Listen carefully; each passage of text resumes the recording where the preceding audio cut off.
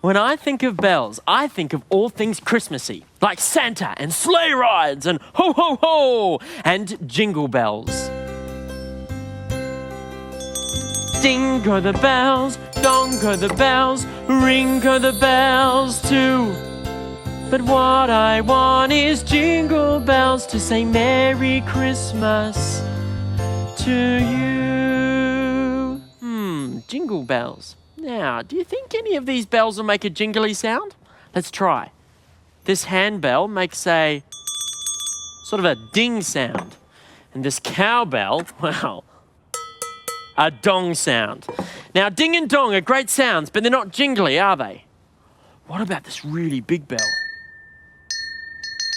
A ding sound. Definitely a ding sound. And look at these bells. They don't even look like bells. It's a good sound, but maybe I need a really small bell to make a jingly sort of a sound. It's a tinkle, it's close, but I know I need some really little bells.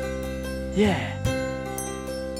Ding go the bells, dong go the bells, ring go the bells too. But what I want is jingle bells to say Merry Christmas, yes, to you.